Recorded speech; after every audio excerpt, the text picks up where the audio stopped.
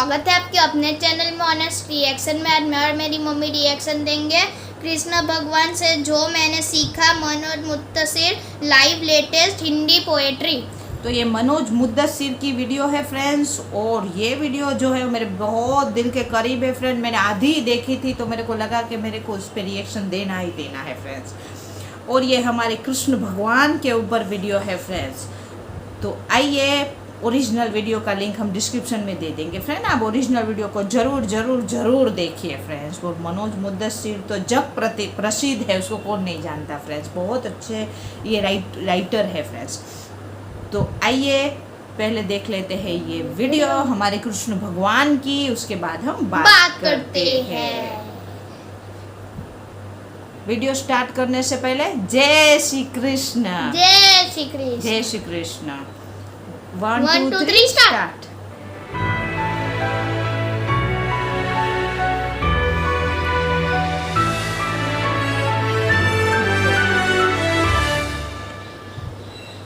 पाँच 5242 5242 आज से 5242 वर्ष पहले इस धरती पर कृष्ण अवतरित हुए थे। समय की छलनी से बहुत कुछ बह जाता है, बस वही रह जाता है जो सनातन सत्य है, जिसमें झूठ की मिलावट नहीं है, कोई बनावट नहीं है, और जो हजारों वर्षों बाद भी प्रेरणा का स्रोत बना रहता है। इसीलिए कृष्ण रह गए। न सिर्फ रह गए बल्कि 5000 साल बाद और भी ज्यादा प्रासंगिक हो गए। मैं एक छोटे से गांव में जन्मा, एक मध्यम वर्गीय परिवार में पला बढ़ा। एक ऐसा परिवार जहां कोई महीना बगैर कर्ज लिए नहीं गुजरा।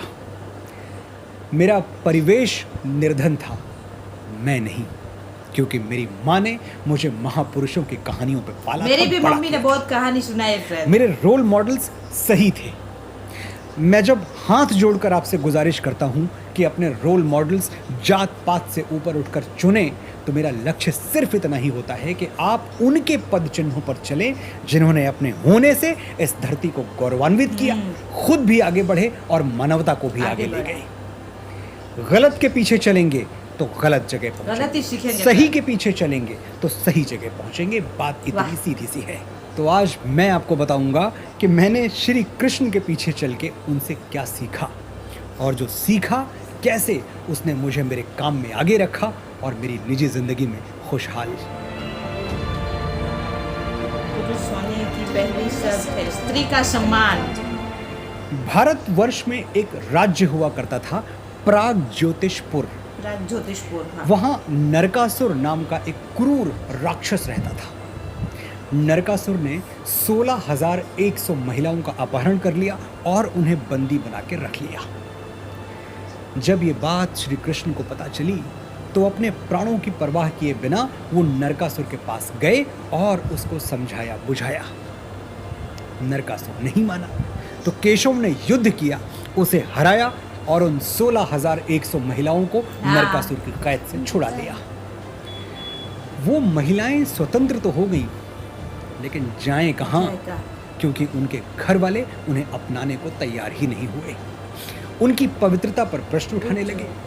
लोक लाज, मान मर्यादा जैसे हवाले देकर घर वालों ने अपनी ही बेटियों, अपनी ही बहनों के लिए घर के दरवाजे पर सांकल चढ़ा दी। वो महिलाएं रो रो कर कृष्ण से याचना करने लगी। कृष्ण प्रलय का नाद अनसुना कर सकते हैं, किसी बेबस की पुकार नहीं। उन महिलाओं को समाज में सम्मानित स्थान दिलाने का एक ही उपाय था कि कृष्ण खुद उनसे विवाह कर ले। कृष्ण ने यही किया। 16,100 वरमालाएं अपने गले में पहन ली, लेकिन दाम्पत्य संबंध सिर्फ अपनी अष्टभार्या से रखा। अष्टभार्या यानी कृष्ण की 8 रानियां। ये 16,000 महिलाएं आजीवन उनकी पत्नी बनी रहीं, लेकिन कृष्ण ने कभी उनके तन और मन पर पति वाला अधिकार नहीं जताया। भारतीय संस्कृति का उपहास उड़ाने वाले जब कृष्ण की 16,000 रानियों की तरफ उंगली उठाते हैं तो वो भूल जाते हैं कि ये विवाह कृष्ण ने अपने व्यक्तिगत सुख के लिए नहीं, उपभोग के लिए नहीं, स्त्री जाति का मान रखने के लिए किए थे। उसको सम्मान दिलाने के लिए। थे कि आने वाला समय आधी अधूरी जानकारी के आधार पर उन्हें आलोचना का पात्र बना सकता है, लेकिन जो आलोचना के डर से सही कर्म करने से पीछे हट जाए वो कोई और होगा, कृष्ण कृष्ण। भगवान नहीं हमारे। कृष्ण पूर्ण पुरुष थे क्योंकि स्त्री का मान उनके लिए सर्वोपरि सर्वोपरि था। था फ्रेंड्स। अर्जुन को उन्होंने कर्ण वध का आदेश भी इसीलिए दिया था क्योंकि जब कौरवों की सभा में दुशासन द्रौपदी को निर्वस्त्र कर रहा था तब कर्ण चुपचाप देखता रह गया, उसने इस कुकर्म का विरोध नहीं किया। महाभारत के युद्ध में जब कर्ण ने अपने वध को धर्म विरुद्ध बताया तो कृष्ण ने निंदा करते हुए क्या कहा था, याद है? प्रलापी ओ उजागर धर्म वाले, बड़ी निष्ठा बड़े सत्कर्म वाले, सभा में द्रौपदी को खींच लाके सुयोधन की उसे दासी बता के सुवामा जाति को आदर दिया जो, बहुत सत्कार तुम सबने किया जो, नहीं वो और कुछ सत्कर्म ही था, उजागर शील भूषित धर्म ही था। बात सीधी सी है, जो औरत का दर्द नहीं समझते कृष्ण उनको मर्द नहीं समझते। कौन थे कृष्ण? पूर्ण परमेश्वर भगवान विष्णु के अवतार थे अवतार। फ्रेंड्स। और गांधारी कौन थी? एक साधारण स्त्री। लेकिन जब गांधारी ने कृष्ण को निर्वंश मरने का, अकाल मृत्यु का श्राप दिया तो कृष्ण ने सर झुकाकर गांधारी का श्राप स्वीकार कर लिया और सचमुच निर्वंश ये थे मरे, हमारे कृष्ण अकाल मृत्यु भगवान को प्राप्त friend। हुए। कृष्ण चाहते तो गांधारी का श्राप अस्वीकार कर देते, लेकिन एक स्त्री के शब्द झुठलाना कृष्ण के चरित्र में नहीं था। उन्होंने प्राण दे दिए पर एक औरत की बात खाली नहीं जाने दी। पहले प्रार्थना फिर प्रहार। कृष्ण की यस। बुआ का बेटा था शिशुपाल, रिश्ते में कृष्ण का शिशुपाल, भाई। हाँ। कृष्ण शिशुपाल से बड़ा स्नेह करते थे, छोटे भाई की तरह उसका ध्यान रखते थे। लेकिन एक भविष्यवाणी हुई थी कि एक दिन कृष्ण के हाथों ही उसका वध होगा। कृष्ण की वध हुआ बुआ था। इस भविष्यवाणी से डर गई तो कृष्ण ने उन्हें वचन दिया कि वो शिशुपाल की 100 गलतियां, पूरी 100 गलतियां क्षमा कर देंगे। माफ करेंगे। शिशुपाल बड़ा हुआ और उसे रुक्मिणी से प्रेम हो गया, लेकिन रुक्मिणी तो कृष्ण से प्रेम करती थी। शिशुपाल को यह सहन नहीं हुआ और वो कृष्ण को शत्रु मान बैठा, अपने ही भाई को।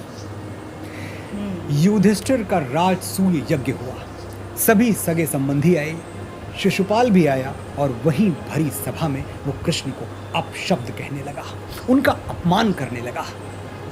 इतने लोगों के बीच इतना घोर अपमान, लेकिन कृष्ण ने कुछ भी नहीं कहा, बस वो मुस्कुराते रहे। 100 अपशब्द तो उन्होंने परमात्मा थे शांत होकर friends। सुन लिए।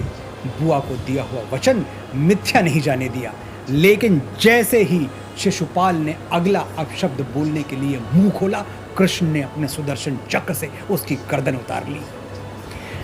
करुणा वहीं तक उचित है जहां तक मर्यादाएं पार न हो। मैं चुप हूं तो समझो मेरा मौन बोलता है, और बोलने से पहले 100 बार तोलता है। जहां कोई शिशुपाल शब्द की मर्यादा तोड़े, हुई बांसुरी मौन, वहां फिर चक्र डोलता है। कृष्ण की शांति प्रियता किसी से छुपी नहीं है। वो कभी युद्ध के पक्षधर नहीं थे।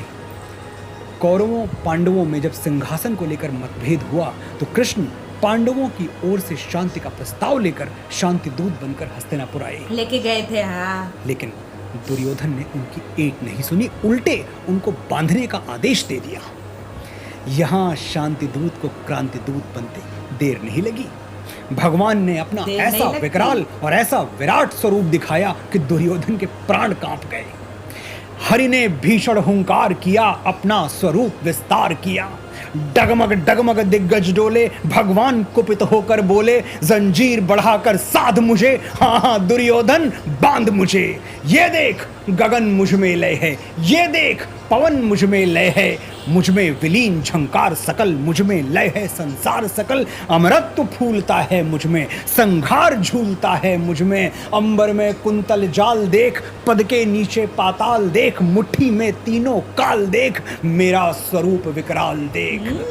हित वचन नहीं तूने माना, मैत्री का मूल्य न पहचाना, तो ले मैं भी अब जाता हूं, अंतिम संकल्प सुनाता हूं। याचना नहीं अब रण होगा, जीवन जय या के मरण होगा। युद्ध पहला विकल्प ना सही, अंतिम अवश्य है। जहाँ शांति का मोल समझने वाला कोई न हो, वहाँ युद्ध से ही शांति स्थापित हो सकती है। इसलिए युद्ध से डरो नहीं, युद्ध जो अनिवार्य है। न्यायोचित है उसके लिए लड़ो। मिलन सच्चे प्रेम की राधा शर्त नहीं। और वाह! कृष्ण का प्रेम का सबसे ऊंचा शिखर है। एक ऐसा शिखर जहां दुनिया की धूल और धुआं पहुंच तक नहीं पाता।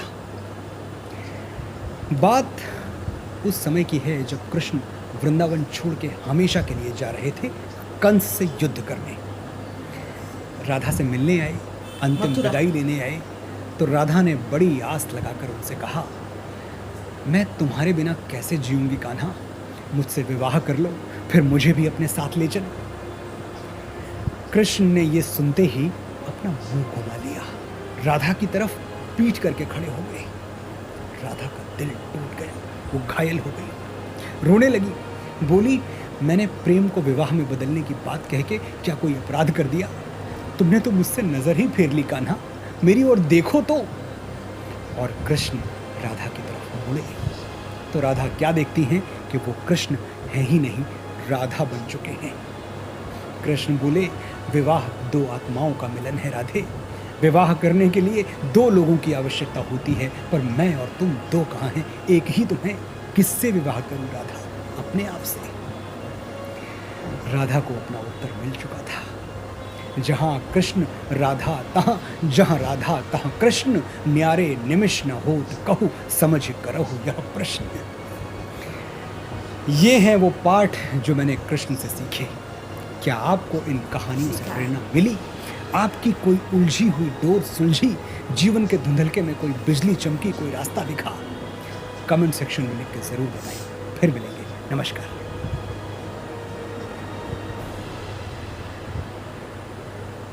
डायरेक्ट वीर।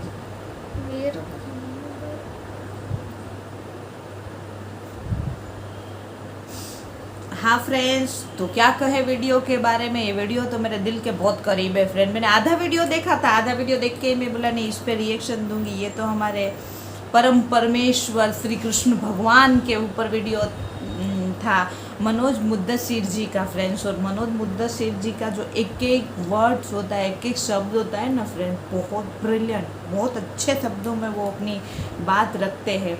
और ये बात तो जग जाहिर है कि जो कृष्ण भगवान के बताए गए रास्ते पर चलेंगे उसको तो इस दुनिया में फिर कोई हरा नहीं सकता फ्रेंड्स। उसको सिर्फ अच्छी अच्छी सीखें मिलेंगी फ्रेंड्स। और हमारे जो हाँ, ये बात एक ठीक है, मतलब सही है कि रोल मॉडल जो है वो हमको हमेशा अच्छे चुनने चाहिए फ्रेंड्स, क्योंकि संग ऐसा रंग जरूर लगता है फ्रेंड्स। तो हमको ऐसे रोल मॉडल रखने चाहिए, हमको ऐसे लोगों के साथ मतलब घूमना चाहिए कि हमारे रोल मॉडल हमको बनाने चाहिए कि उसने कुछ इस दुनिया के लिए कुछ अच्छा किया हो, जिस पे गौरव कर सके। ऐसे हमारे रोल मॉडल होने चाहिए फ्रेंड्स। तो मनोज मुद्दसीर जी की बात बहुत सोलाना सही है फ्रेंड्स। और हमारे कृष्ण भगवान को के बारे में तो हम क्या कहें फ्रेंड, हमारी पूरी ज़िंदगी बीत जाएगी लेकिन हमारे कृष्ण भगवान की महिमा कम नहीं होगी फ्रेंड्स। और आप हम भी जब छोटे छोटे थे फ्रेंड्स, तो हमारी मम्मी हमेशा हमको स्वाध्याय करके होता था हर ट्यूसडे, उसमें हमको भेजती थी फ्रेंड्स। और उसमें हमको हमेशा ये एक श्लोक बोला जाता था, वसुदेव सुतम देवम कंस चाणूरमर्दनम देवकी परमानंदम कृष्णम वंदे जगत गुरु। तो हम हमेशा मम्मी को घर आके पूछते थे इस मतलब जो श्लोक है उसका, तो हमारी मम्मी एक ही बात समझाती थी कि हमारे